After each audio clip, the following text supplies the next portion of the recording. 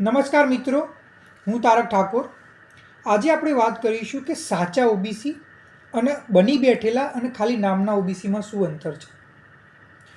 પહેલાં એ જાણી લો કે ઓબીસીનો મતલબ થાય સામાજિક, શૈક્ષણિક, આર્થિક રીતે પછાત વર્ગ, કે જે આજની તારીખમાં પણ વિકાસના પ્રવાહથી દૂર છે. ઘણા ઓબીસીના આગેવાનો, નેતાઓ અને બીજા ઘણા આગેવાનો એવું કહેતા હોય છે કે ભાઈ ઓબીસીને શિક્ષા, રોજગારમાં લાભ નથી મળતો, સરકારી નોકરીમાં એમનું પ્રતિનિધિત્વ નથી, સરકારના અંદર એમનું પ્રતિનિધિત્વ નથી. બીજા અનેક રાજ્યોમાં બહુ બધી ઓબીસી માટે યોજનાઓ છે, પણ ગુજરાતમાં એવી યોજનાઓ નથી. જ્યારે તમે આ ઓબીસીની વિકસિત સમૃદ્ધ જ્ઞાતિઓને એમ પૂછશો ને કે ભાઈ તમે ઓબીસીમાં ક્યારે આવ્યા, ત્યારે તમને ખબર પડશે કે જે ખરેખર જે ઓબીસીની યાદી બનાવવામાં આવી હતી 1978માં, એમાં ખાલી 82 જ્ઞાતિઓ જ હતી કે જે ખરેખર વિકાસથી વંચિત હતી. એના પછી અનેક જ્ઞાતિઓ એ પાછળથી ઓબીસીમાં આવી ગઈ, અને ઓબીસીમાં આવી એના પહેલાં એ સમૃદ્ધ જ્ઞાતિઓ જોડે હતી અને સમૃદ્ધ હતી. બરોબર કે નહીં?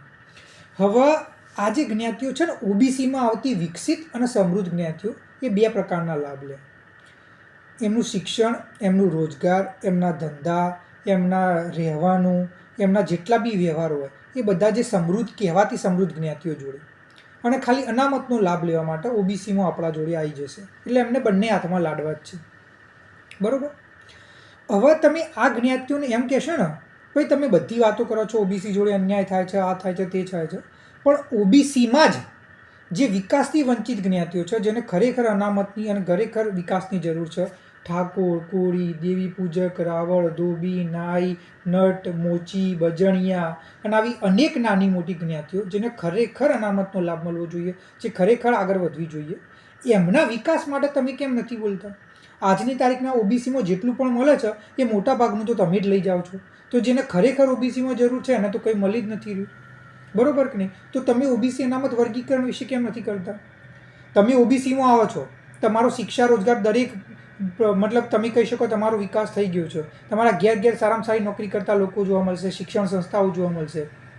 બરોબર કે નહીં? તમે એમ કેમ નથી કહેતા કે ભાઈ ઓબીસીમાં જ આવતા અમારા જે બીજા વિકાસથી વંચિત ભાઈઓ છે, જેમને શિક્ષા, રોજગાર નથી મળતું અને એમનો વિકાસ થઈ શકે, એના માટે ઓબીસી અનામત વર્ગીકરણ કરો. તમે બધું બોલો છો, પણ ઓબીસી અનામત વર્ગીકરણ જે 12 રાજ્યોમાં અમલમાં છે એ વિશે કેમ નથી બોલતા? કારણ કે તમારે એવું છે કે ભાઈ ઓબીસીના નામ ઉપર બધું માગીએ ખરા, પણ મોટાભાગનું અમે લઈ જઈએ. જેને ખરેખર મળવું જોઈએ એનો તમે મળવા જ નથી દેવા માંગતા. ન કે ઓબીસી અનામત વર્ગીકરણ વિશે તમે કેમ નથી બોલતા? એટલા માટે હું દરેક ગુજરાતના નાગરિકને અને ઓબીસી સમાજના વ્યક્તિઓને હું વિનંતી કરું છું કે તમે સમજો કે સાચા ઓબીસી કોણ છે અને બની બેઠેલા અને ખાલી નામના ઓબીસી કોણ છે. અને તો જ આપણો વિકાસ થશે, અને તો જ ગુજરાતમાં ઓબીસી અનામત વર્ગીકરણ થશે. જય ઓબીસી સમાજ.